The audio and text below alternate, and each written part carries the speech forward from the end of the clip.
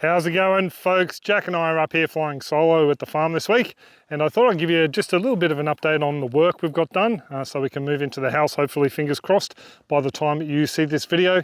And yeah, I thought I'd start off down the paddock. I did post a mushroom fairy ring video the other day. I thought I'd just show you how large some of these can grow to, because we've got some out in the back paddock. We're just out in the back house paddock with the guinea fowl. And I thought I'd show you the puffballs we've found up here.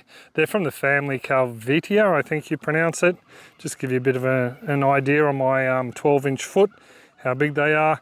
There's a couple there, and there's a couple over here that are just slightly larger. So I'd say that one there is probably around about 15 centimeters across, maybe a bit smaller, which is roughly half a foot. And this one here is a little bit larger again. So these guys here, from what I have read, can be eaten when they're fresh. So it depends on the species. Don't go out and just eat any mushroom that you see. Research it, ask someone who knows, a mycologist, ask someone who knows all about that sort of thing. But yeah, I just thought I'd show you these ones here. We do have a few other random mushrooms that have popped up in this back paddock, but most of them have just been those Calvetias. I'm actually about to head home, so before I head home, I suppose I should go grab Chucky's egg. Now, we've only got the one chicken. We did have two to begin with, but last trip when we came back, we found there was only one. So either a fox or one of the large eagles we've seen fly around the place knocked her off. Maybe even a wild dog, who knows. But this last one is sticking pretty close to the guinea fowl and hanging around with them through the day. So she does have some protection and some sort of a warning if anything comes along that has nefarious intent. And there she is over the back there near the bamboo. And a couple of guineas there. Something I do need to do before I go is give them some fresh water. This is their only water at the moment. And yeah, I like to top it up every second day or so. Though, actually there is water around the house itself. The chicken feed is getting rather low. Wow, today's egg special, it comes with decorations. That's pretty sweet. Now, one thing we do have an issue with is mice up in here. There's a mouse hole there. What I take is a mouse hole. And there was a whole warren of them underneath that canopy. Was overturned and used as a shelter here. I'm sorry, guinea fowls. Yeah, there was a whole warren of mice under here, so they put some netting down, but I don't think that really stopped them. So we are going to be setting up not only cane toad traps next time. Hello, love. I'm sorry I spooked you. She can't quite fly over. So next time when we come up, we're going to be setting up some rodent traps in here, as well as the cane toad ones Bianca wants to build for the back dam. Every trip when we come up, we've been bringing bits and pieces. So the last time was a whole heap of the stands and IBC cages that I use around the place. I don't know whether we'll be making compost cages up here, whether it's really worth it. But yeah, the stands for the aquaponics, they're up. The IBCs, I'm actually going to be making a new system out of that and turning it into a from scratch build for the guide, and also there will be a YouTube video coming over on our aquaponics channel. So for you folks who are following us for the aquaponics, there is more coming on the other channel. I'll also show it off on this one as well in bits and pieces. So there is more coming. Also an outdoor setting that my dad made. I just need to get some timber to pop on the top of that. And inside the shed, I'm just storing bits and pieces like the shade cloth thrown unceremoniously over the top there, and wicking beds. I have a number of wicking beds ready to go up here, and also things like our plumbing and the old table that is being made out of the library drawers, which I brought up one of the first trips. So we are getting things up here slowly. The next trip when we come up, it will be mainly house items like beds and refrigerators and washing machines and things like that. So yeah. So one of the jobs I did get around to doing was popping the dripper in the base of the first flush system for the rainwater. The idea is basically you just have a drip coming out of here, so this eventually empties after the rain event, so you don't have mozzies and stagnant water and stuff like that in there. I did have a problem with the small hole I drilled in there with the grip from the roof actually clogging it up, so it was a pretty easy fix just to whip that off, drill it out with a larger drill, and then screw in the drip emitter. One adaptation I would like to do is actually add an additional valve here, just a irrigation one, a cheapie, and so I can remove the bulk of the water after a rain event if I need to get in there for cleaning it out. Not that I really think we need it. There are some twigs and bits and pieces up on the shed. There is some on the roof of the house as well, but I'm actually thinking about installing a gutter guard so that won't become an issue in the future. But yeah, that's where we're up to with that. On the waterfront, these tanks are now over half full. They are full, it's warm there and it's cold there. So that's roughly around about half full. So we do have two 25,000 litre or 660 gallon tanks. So being half full, it means we have about 25,000 litres or 6,600 gallons worth of water stored there that is drinkable. And down in these little ones here, the ones that I thought had run dry, we actually caught a little bit of water in them as well. And they are filled up to about halfway from that bottom section there that you can see above the grass. So pretty chuffed with that. Now, one job that I didn't get to is add another support onto the flow out to the tanks. I think I do need to put one a little bit closer in. So unfortunately, I won't be able to do that this trip. And yeah, when we come back in a couple of days' time, I'll definitely be installing something. There's a couple of other jobs in the house that I didn't get to do this trip round. One was siliconing in the kitchen sink, mainly because I made a bit of a mess and splashed around a bit and got water under the edge and also down the crack between the stove. So I really didn't want to put any Sikaflex or silicone in either of those positions while there was moisture in there. So I'm just going to let it dry out while we're away this time, and as soon as we get back, yeah, Bianca and my first job will be to silicone and Sikaflex up those cracks. The other job I didn't get around to doing was the silicone in the shower upstairs. That will have to wait for next time. Downstairs shower is still good, so we're covered there.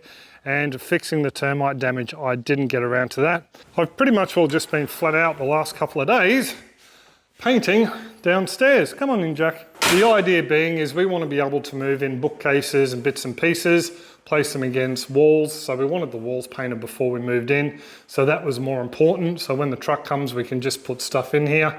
We do have our nice big table here with some postage. Thank you very much everyone supporting the store. Links below. So this won't be going upstairs. We'll be leaving it downstairs as some sort of a sewing table for Bianca.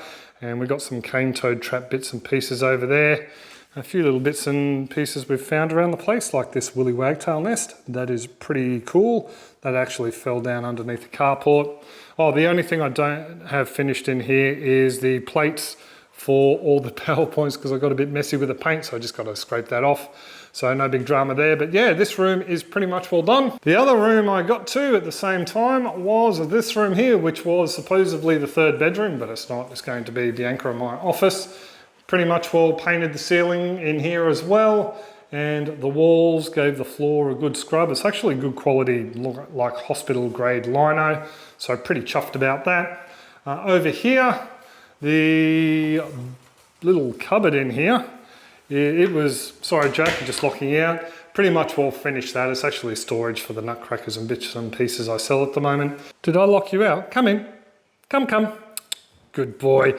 Yeah, in here, I painted the inside of this. It's a semi-gloss blue we got for cheap, the same as the cupboards upstairs, which we showed you last week. So very chuffed with that. Easy to clean, and yes, it's holding my stock. Another shameless plug for the store. And these front doors, they were taken off and cleaned on the front and the back. So just, yeah, it's just nice to have the place fresh and clean. So when we move in, we don't have to worry about anything like that. That's why it's taken us so many weeks to get where we are at the moment.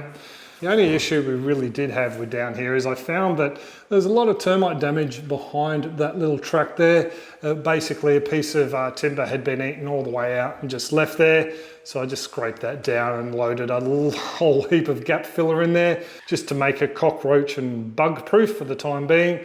So yeah, a lot of small fixes done around the place, but I'm really happy with the way that it's come out. You right there, Jackie boy? The only job I need to do to finish this room is pretty much, well, just put a little doorstop in here because we get a pretty full-on wind through here, and this comes back and bangs into the door panel. So a little masonry drill down there, little plastic doorstop with teeth on the back of the door there, and we should be good to go. So for now, what we're doing is just locking this back behind this door here. But once that's done, this room is pretty much well sorted. And yeah, the laundry. Now the laundry, I actually filmed pretty much everything that went on in here, just to let you guys know what the process has been for me. So to begin with, what I like to do is just go through and wash everything with some sugar soap, the ceiling, the walls. I even like to get into the nooks and crannies that we aren't going to paint, like down underneath the sink, give that a good clean out as well. This room here had a fridge over the back here, actually, a couple of chest freezers over the back that were putting a lot of heat up on the wall here. So when it came to taking off these plates, a couple of them are very brittle and snapped, and one of them just fell to pieces in my hand. So I'm not sure what we're going to do with that, if we can get replacements, but pretty much, well, yeah, they will need to be replaced. So after the walls are cleaned, what I like to do is go around and fill any holes and gaps. We've got just a basic acrylic gap filler for around the skirting boards and up where the corners were a little bit dodgy there. As for the holes and the little divots in the walls, we're using a quick set plaster filler. It's just something our daughter gave us that she didn't need anymore. So that's really great just to wipe in there. Sets within a couple of hours, you can sand it and away you go. Now there are a couple of holes in the wall here. These are from where they had their shelves. We will want to put shelves in here, so I figured I won't gap fill them as yet because they will let us know where we can put the brackets on for our shelving. Anything we don't want, we can then just, you know, putty up and just touch up later with a little bit of paint. So once all the putting was done, then it's just a matter of doing the ceiling. The ceiling I like to cut in first around the cornice work, and then just a little bit out onto the roof sheet itself and around the lights and fire alarm as well. And then I grabbed the roller out and gave it a bit of a coat with the roller, and yeah, it came up pretty good. I ended up giving it 2 coats. And I'm pretty happy with the way that turned out. Next it is onto the walls, and with the walls I do the same thing. I do a cut in first, just around the cornice there and down the corners, and also around the power points and around the skirting board down the bottom. I find it's, with the heat here at the moment, by the time I went around once and did one lot of cutting in, it was dry again, and I could start again in this corner here and cut in for the second time. Once that was done, then it was bringing out the wall paint and the Tranquil Retreat, I think it's called. And then, yeah, we just hit it with a couple of layers of that. And I'm really happy with the way it looks. The one job we are contemplating doing is putting some sort of backing behind the sink there, just to stop water splashing on the bare painted wall, and maybe something around those the inlets for the washing machine as well. This is pretty much well in good condition, fair condition, so that's staying. But there is a section down here when they renovated, there was something else down in that gap. And this is where the washing machine sits, so they've popped a little bit of ply in there just to lift it up to the other tile level. We do have some spare tiles we might be able to cut and set in there. I'm pretty happy with the way it turned out. I'm actually pretty ecstatic on how the whole place is looking now. When we moved in, yeah, the walls had a lot of wear and tear on them. A lot of love and life had been lived in them. So I'm just, you know, pleased that we've got our stamp on the place now, and we're pretty much all right to move in. Oh, the only other thing downstairs here, I know this video is probably getting a little bit long-winded now. This room here, the bath, downstairs bathroom, it had a corner spa in here that took up like 500 litres worth of water or something like that, they said. So they got rid of it and they just put this dodgy bath in. And when I mean dodgy, when I say dodgy, I mean it. There's a little thing of a little valley down the back there that water can pool in. It's just, it needs to come out. So Bianca and I are sort of trying to brainstorm on how we can maybe remove that bath and pop it over here underneath the stairs, maybe try and make more use of the space under here, and potentially have a little bit of a mudroom cupboard in there that you access from the other side. We just got to work out where all the load bearing beams are and posts and that sort of thing. But yeah, Not painting this one yet. We're just going to live in it and live and let be. Basically ran out of time. Otherwise I would have covered up this, what I call a pink. Someone probably calls it something else, with some of that blue. But yeah, just for now, we'll leave it be. So hopefully by the time you see this, we will be either on our way back up here with a truck load of belongings, or unpacking and moving into our farm. So it has been a number of weeks just trying to get everything sorted out, the walls painted, you know, bathrooms livable, and also the kitchen as well. So I think we're pretty much all there except for a couple of small jobs. So yeah, it's time to move. I would like to thank all you folks who do come along every week and thumb up the videos and leave a comment down below. It all helps for the algorithm, because YouTube is basically part of my income stream. I really do appreciate it. Don't forget, I also do have that store. There will be a link down below for the awesome Queensland Nutbuster, and also the aquaponics bits and pieces I sell as well if you're into aquaponics. And yeah, hopefully there'll be a few other goodies coming to the store soon. And don't forget, if you are interested in those puffballs I showed you before, there is that video. I'll just leave it up here, of the fairy ring Jack and I discovered earlier on in the week. But I will pretty much all leave it there. I do hope you're all well and happy, and we will catch you next video. Hopefully Bianca will be here too. Cheers folks, and have a top one. Put a little floor stop, so that stops round about there and doesn't bang into the I just dropped the egg. I can't believe I did that. Well, the only way to fix this, Jack, come here buddy, munch. There you go bud. I can't believe I did that. Wombat. Good boy. Good boy.